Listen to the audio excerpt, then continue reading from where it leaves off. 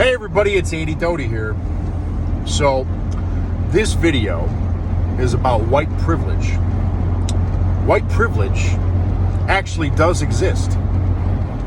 That may sound surprising coming from a person like me, but there's a punchline. But white privilege does exist. Do you know what white privilege is?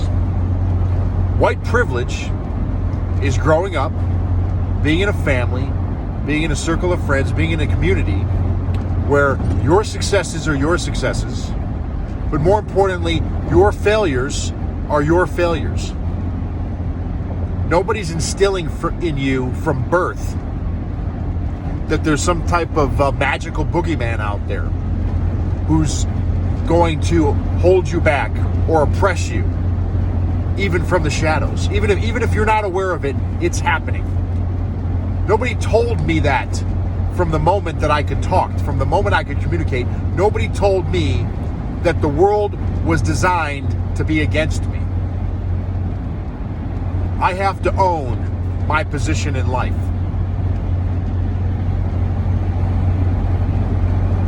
White privilege is going through life not looking for a problem that doesn't exist.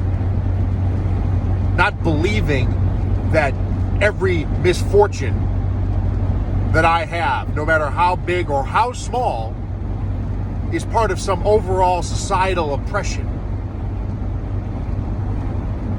That's a privilege. It's a privilege to go through life like that. Now, I'm not saying that there's not racist people out there, and I'm not saying that there's not bigotry out there. Of course there are.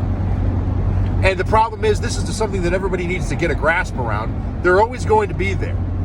True bigots are always going to be there. You're not going to remove them. There's nothing you can do about it.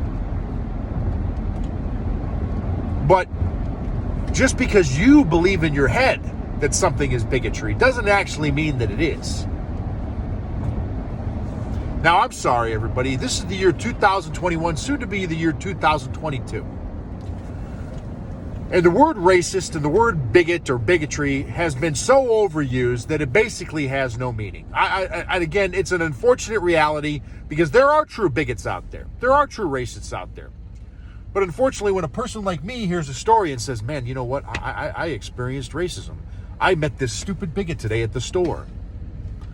Unfortunately, a person like me, the first thing that pops into my mind is, okay, well, give me a fucking story because you're full of shit right now. I need some details. And that's the way the world works, everybody. Just to let you know, if you ever want somebody to be on your side, you want to get some compassion, I'm sorry, you need to give a story. You need to give some details. And more importantly, you need to give context to all of it. I was pulled over by the police and I was accosted. And this cop was just some racist white supremacist. I know it.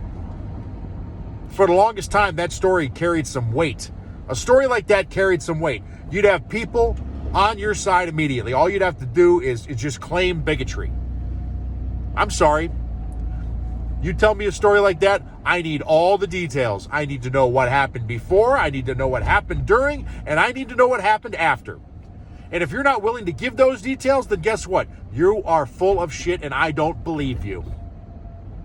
And neither do most people. Most people just don't have the balls to tell that to your face. Again, it's this victimhood status that people love. They love it. And it's because it's easy. Because most people will be on your side when you claim something crazy like that. And when I say crazy, I mean extraordinary. I went to the store and the clerk was just eyeballing me. They were just eyeballing me because I was a black man in the store. They were just thinking I was a thief, probably. I don't know. Were you eyeballing them back? Were you looking at them every 13 seconds? Maybe you were trying to subconsciously tell them that you needed help picking out the fucking pants you were looking at? Maybe they were looking at you to see if you gave them a hint to, hey, maybe I should come over and help you. Maybe they weren't some white supremacist. Maybe they weren't a bigot. Maybe they weren't thinking that you were going to steal something. Maybe they just were looking up because that's their job as a clerk, to see if somebody needs help. Nope. Nope, it's got to be the worst case scenario, Andy. You just don't understand. You just don't understand. You don't go through life experiencing bigotry around every corner. It's got to be the worst case scenario. That they're a white supremacist and they were about to throw me out of the store, but luckily I got out of there before they called the police. And the police probably would have killed me. White privilege is going through life never thinking something like that. Again, I don't know how some of you people do it. I don't know how some of you people go through life waiting for misfortune, waiting for catastrophe, waiting for some fantasy problem to come up so you can complain about it. And again, like I said, I'm not saying that there's not racism out there, and I'm not saying that there's not bigotry. But if you tell me, if you tell a person like me, and if you tell most people that something like that happened to you, you better the hell give details about it, because if you don't, you are full of shit and you're a liar.